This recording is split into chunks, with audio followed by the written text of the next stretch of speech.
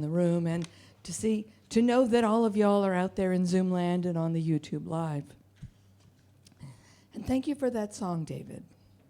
It was so fun to have Jan and JD show up when we were on Zoom only. And they were the only, this is, speaking out of school, but whatever.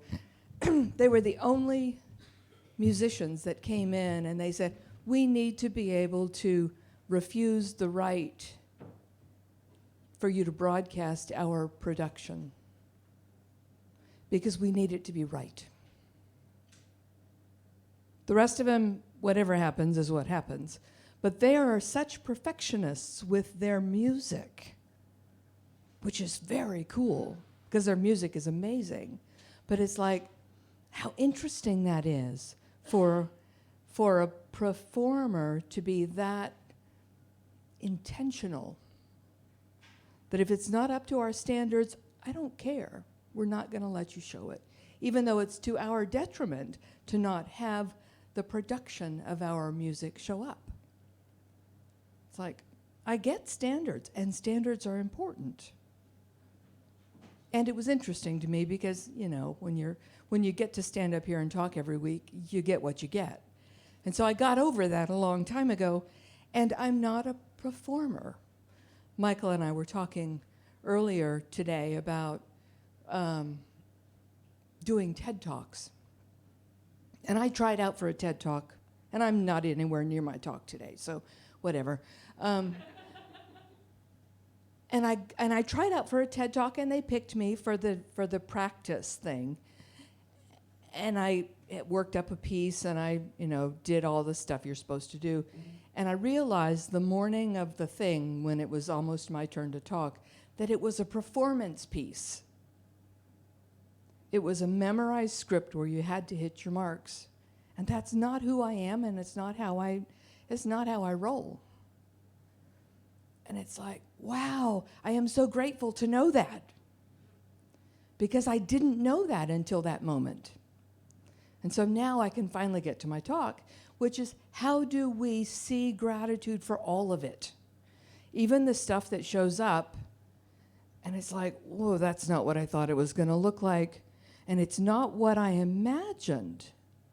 And yet I get to be able to look at it and see it and find gratitude for that experience, no matter how bizarre or gnarly or strange or peculiar it is. It's like, oh, there's a gift here. And so we get to do that in our world.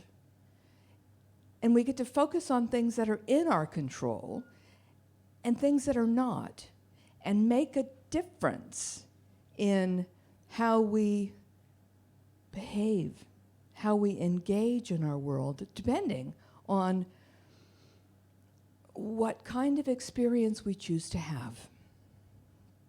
So first I want to start off by talking about the difference between things that are actually in our control and things that are not. And I know most of you have seen the diagram, These are the things that I control over here, and these are the things over here that I don't really. So what are some of the things that are in your control, my control, our control?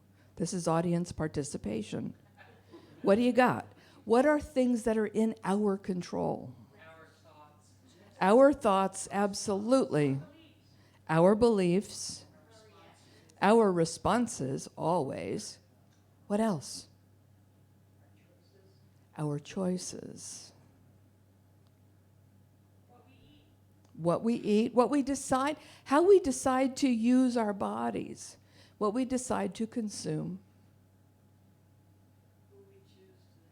who we choose to hang out with. Man, we got a lot of things we can control, right? What are some of the things that are not in our control? Other people, the weather, the drivers, the Tucson drivers anywhere. Political outcomes, although we can certainly celebrate them. What else? when we die, how we die is in our control.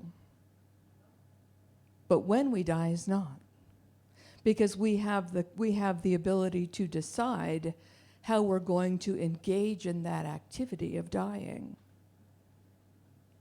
It may not be the way we wanted necessarily, but we do have some control there.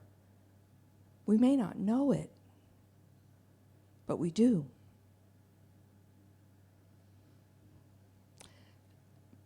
Anything else? Not in our control? Lots of things. Our children.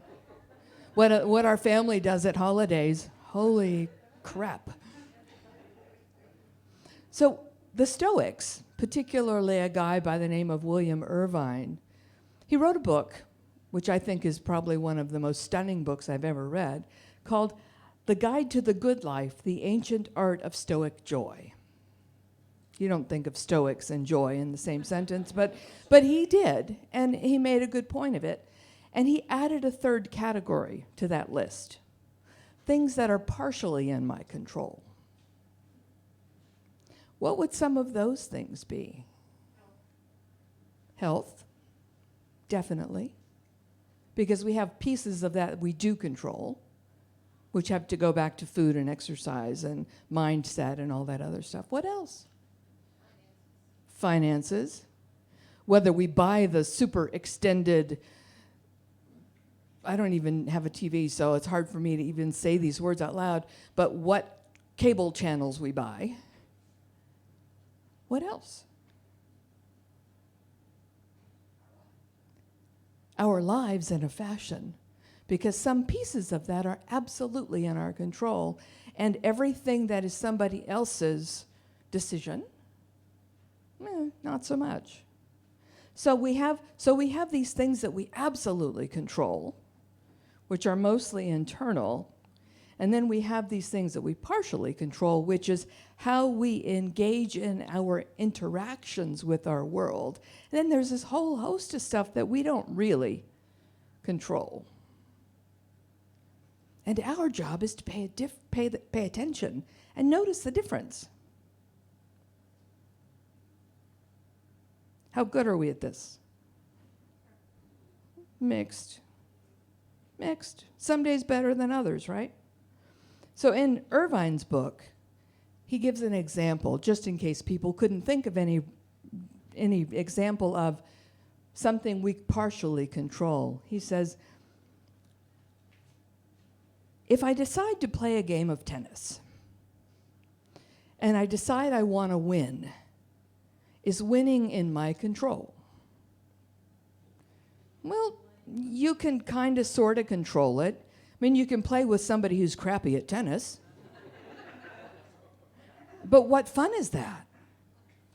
Because if you play with somebody who's not any good, you might win, but so what? So instead of making winning the goal, you get to decide, I'm going to, instead of deciding to win, I'm going to improve my ability to play. I'll improve my ability to return serves. I'll improve my forehand or my backhand or my ability to anticipate where the ball's going to go. That's in my control. So winning is not, but performing well is. See the difference? And so that helps with that middle category of what's in my control. It's still what I do and how I engage, but it's bigger than just saying, well, it's what I think and what I believe and, how I react and blah, blah, blah. It's like, it's still the same. And yet it feels bigger because it's not me in my little bubble. It's me interacting with the world and how I choose to engage. And so this middle path helps us see that we have a greater degree of control than we thought. Because we get to decide what our goals are. We get to decide how we want to be in the world. And it also reminds us, Irvine is great at this, that any time we spend fretting, fuming, being anxious, worrying, being frustrated or disappointed over things not in our control, who are we screwing up? Us. Are we making any difference in the world? It is literally and strictly. We mind our own house. We mind our own business. And we even notice when we're wasting time and energy and enthusiasm and, that quality of aliveness by being annoyed at the world. Is that easy? Is it possible? Yeah, I suppose. Because it's so built into the human experience to be frustrated and anxious and blah, blah, blah, blah, blah. And yet there's not any value in it. Does that hurt your head? It hurts mine a little bit. Because it's like, but I like it. Well, okay, you can like it. You can even waste time doing it. Because that's in your control. Boy, that's annoying. So, in yesterday morning's daily practice, I used the daily reading from Friday from the Science of Mind magazine. It was written by Dennis Merritt Jones. And the quote from him said, "For millennia, humans have been hammering away at the effect, outer conditions, with no lasting changes. Why? Because this is not where authentic change originates. All lasting change happens first within, at the level of cause, where the core beliefs we have that shape our thoughts originate." And, this is important, this is also a reminder not to beat ourselves up when we forget to stay in our own lane and deal with the things that are within our control. Because we do that, right? Our job is to stay on target and then not beat ourselves up when we forget. Boy, that's hard too. There's a Buddhist teacher and psychologist by the name of Dr. Kristen Neff who reminds us that having compassion for ourselves is critical to our well-being and critical to our ability to make a beneficial impact in our world. The longer we spend blaming and shaming ourselves for our failures, or doubting or hating ourselves, or believing for any moment that we are unworthy, the less time we have available to productively share our gifts. She has a website. Write this down. self-compassion.org. On that website, she shares more than 24 different exercises and practices for enhancing our self-compassion. self-compassion.org. She's also got a couple of books that look pretty good. The newer one is called Fierce Self-Compassion. I ordered it yesterday. Many of us have an internalized story that self-compassion is all soft and kind and gushy, and that's part of it. Tender self-compassion creates space where we can feel loved, we can love and accept ourselves, just like we are without making any changes, and where we can know that we are already the beloved of the divine without having to change a single thing, ever. Is that easy? Is it possible? But there's another piece of compassion that Dr. Kristen calls fierce self-compassion, where we decide it's okay to draw boundaries. And we decide it's okay to say no to what somebody else wants us to be in order to say yes to what we want. Is that culturally acceptable? Oh no. Think about your life. How much of your life have you spent pleasing other people? Fair bit, I bet. I certainly have. To be able to set boundaries and say no to what somebody else wants you to be, act, show up, engage, etc., in order to say yes to yourself, that takes a lot of, I can only think of a word that's not English, cojones. Because society wants us to behave like they want us to behave. And our job is to stay in our lane. To say yes to ourselves and pay attention to what matters to us.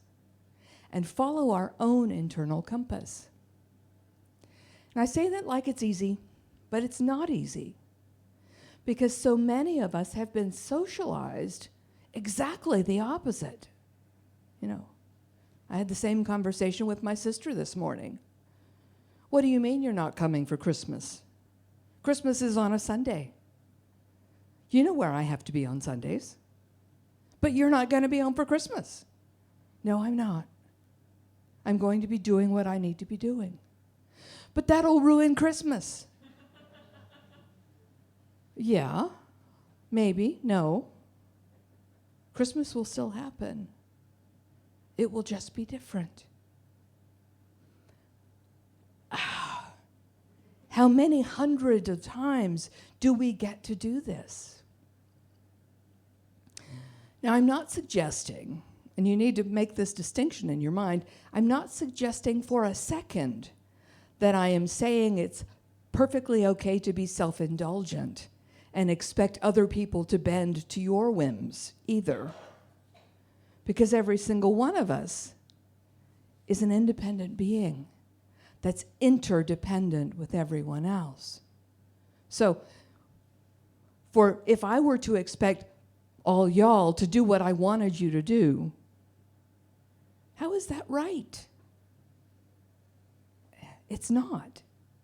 And so we're in this continuous push me, pull you of each one who is capable of standing in their own essence and their own power and their own being, acting in their best interest and in the interest of their global community. The word that matters in that sentence is and. Because if we don't act in our own best interest, we're not actually helping anybody. Boy, that's a hard one. Because, once again, cultural conditioning says, but you're not doing what I want you to do. Well, probably not. And we have to have enough backbone to be okay with that.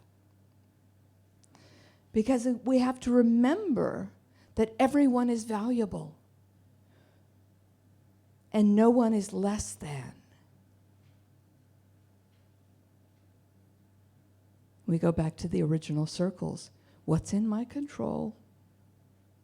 What's not in my control? And what's kind of in my control? The belief that's part of the Western cultural mindset that goes way back in prehistory. It's even older than this, but I didn't bother to stop and look. I mean, the story in my head yesterday when I was writing this was when the Israelites were the chosen people, and if you were one of them, you were okay and everybody else didn't matter. And that became part of the cultural identity of people from Northern Europe and people from the Middle East that followed that tradition. So if you behaved according to the rules, you were okay. And if you didn't, you weren't. This is a different paradigm I'm talking about. Every single one of us has the opportunity and the obligation, if we choose to accept it, in my control, kind of in my control, and not in my control. And we get to stay in our own lane. And it's garbage thinking that we have believed that we have to behave according to what society says is true. That doesn't mean there aren't consequences if we violate that. That's the world of cause and effect that we live in. It doesn't mean I'm going to blow through a red light because I understand what that rule means and why it exists. We each get to decide how we want to live in the world. So I'm going to back up a half a step. A lot of folks in this Western mindset that we live in have been raised on the formula of self-hatred,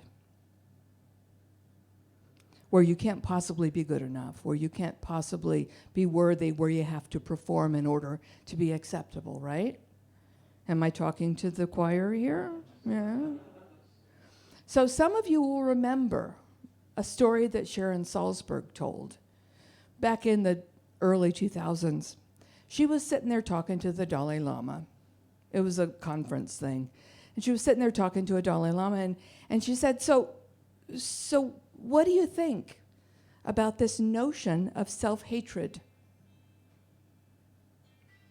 And he said, self-hatred? What is that? And so the whole rest of the room was all Westerners, and so they tried to explain to him this idea of being unworthy and being not good enough and being insufficient somehow. And he's sitting there looking at him going, what? And he finally said, I thought I had a very good acquaintance with the mind, but now I feel quite ignorant. I find this idea very, very strange, because in the Eastern teaching, in the Buddhist teaching, that notion of insufficiency that is embedded in the Western consciousness is missing. That's something we have adopted culturally, and it's something we have ability to change because it's in our wheelhouse where we have control of that. Dr. Holmes wrote in The Science of Mind on page 454, the idea of false renunciation, of giving up the pleasures and benefits in this life, is not even suggested in the teachings of Jesus. Self-effacement, the neglect of the body, the belief we must be unhappy or poor to serve the truth, all these are immature ideas which deny the divine birthright of the soul, the incarnated spirit of the Most High within us. We have been given the gift. We get to accept it. Remember William Irvine's words. We get to focus on what's in our control, pay attention to what's partially in our control, and leave the rest of it alone. Whether we like it or not, buying into or agreeing to those culturally held beliefs is actually something in our control. It's not easy. And so we go back to Dr. Christian Neff's fierce compassion. Once we've established our own boundaries, and we've gotten used to enforcing them kindly and consistently, then we get to make a space in order to create the world we want to live in, how we want to be in the world, who we want to play with, how we want to learn and grow and create a space where we can individually and collectively thrive. Now, obviously, this is not linear. It's not, if I take this step, I never have to back up again. It's going to be a continual back and forth because that's how life works. It's never one and done. I wish it were. I wish it were something that, oh, I've done that. I don't ever have to do that again. Oh, no. Every day, every minute, every hour, there's another chance to go, yes, I mean that. Yes, I mean it's okay for me to stand up and do what I choose. It's okay for you to stand up and do what you choose. And we have to stay on it. So today's talk title, finally, What's Right in Your World, is actually a challenge for each one of us to remember that we get to focus on what we choose to experience and to put our intention and attention on that. The words from Dr. Holmes that Sharon read earlier today from The Art of Life, page 59, I'm going to back up and start with the paragraph before what she read. While it's true that God power is always with us, it is not true that we have always realized its presence. To realize this is to be able to make conscious use of it, to direct it for ourselves and for others. And then the paragraph that Sharon read. If you knew that the creative energy of the universe were at your disposal, and that the same power that made everything flows through you, would you not naturally feel that you possessed the pearl of great price? If you knew how to use this power, would you not feel that you were on the verge of a new experience, wonderful and limitless in its possibility? Would you not have a new hope and enthusiasm about living?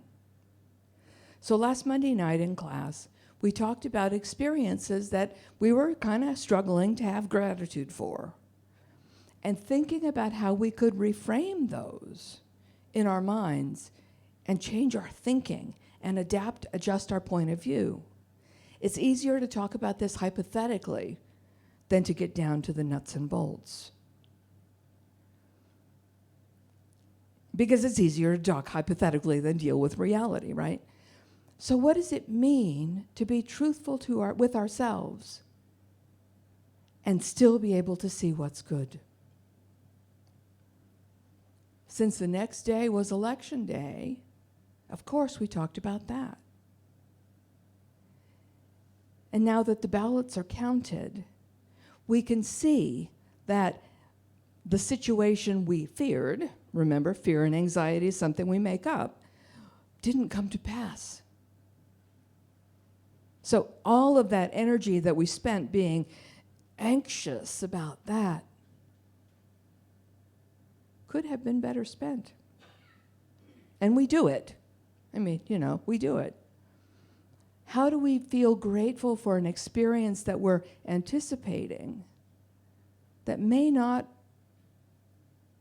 be to our liking? We have to go hunting for the gratitude. We have to go hunting for those nuggets, that light bulb that shows us something that we actually have management of.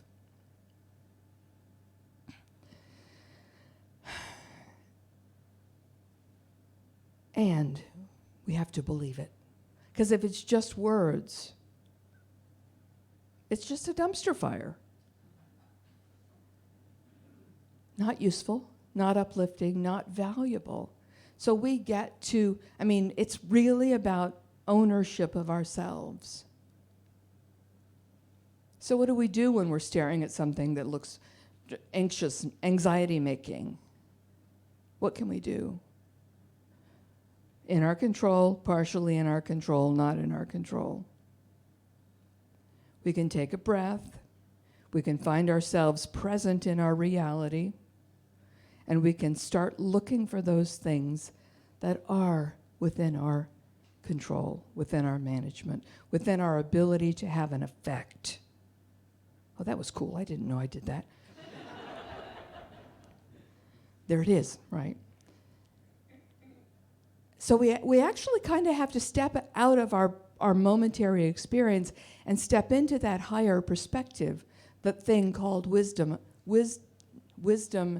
witness, that part of us that is actually aware of a bigger reality, because that lives in us too, already. It's already there, and we get to give ourselves space to see it and be intentional and decide what matters to us. So I want to close with two pieces. Well, kind of depends on how you count it. But I have 4 little sound bites from Dr. Holmes from Science of Mind, page 470. And then I have a poem from Mary Oliver. From page 470 of the Science of Mind text. God cannot give us anything unless we are in a mental condition to receive it. The law can't do anything for us unless it does it through us. Second paragraph. We are on the path of experience, just waking to the real fact of our true being. As we awake, we find we are surrounded by many false conditions, but there's something within us which remembers our real state. Third paragraph. The within may become the without if we will carefully train ourselves to listen to the inner voice of truth, which speaks to us in moments of quietness and solitude. Fifth paragraph, and this is not a soundbite, it's too long. As the prodigal returns to his father's house, so he must return, not with a morbid mind, but consciously and definitely, with direct intent and a complete concentration of purpose. The journey back should be fraught. I think it's funny he used the word fraught, because we don't think of that as a positive word. The journey back should be fraught with happiness and joyful expectation, for we shall be met with a smile from the universe and shall be folded in the arms of love forever. That's a promise. Our job is to screw our minds on straight and remember that. And then from Mary Oliver, the title of the poem is Mysteries, Yes. Truly, we live with mysteries too marvelous to be understood. How grass can be nourishing to the mouths of lambs. How rivers and stones are forever in allegiance with gravity, while we ourselves dream of rising. How two hands touch and the bonds will never be broken. How people come from delight or the scars of damage to the comfort of a poem. Let me keep my distance always from those who think they have the answers. Let me keep company always with those who say, look, and laugh with astonishment and bow their heads. Remember you're in charge of you. Remember what's in your control, what's partially in your control, and what's not in your control. And remember, you have charge of the part you have charge of. Do that. Bless yourself and bless us all. Thank you.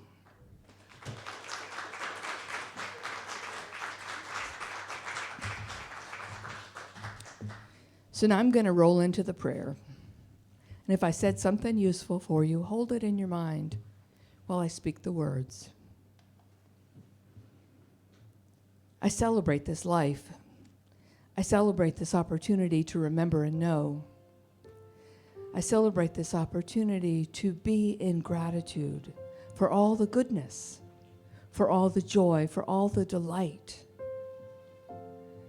I celebrate the opportunity to remember the goodness in things that look like they're hard, because I know, without a question of a doubt, that goodness lives at the core of life. I know this truth for me and for all beings, and that no matter what the present experience is that happens in front of my eyes, I know that love lives behind it all, that life moves for me and moves for all, that each one has the possibility, has the potential, has the opportunity to see that life, to see that goodness, to see that joy. And I know each one gets the opportunity to find it. I know this gift is already given. I know it's up to each one of us to receive it. And I'm grateful that I get to be in this thing called life. I'm grateful for each beloved who has chosen to participate in life in the same way,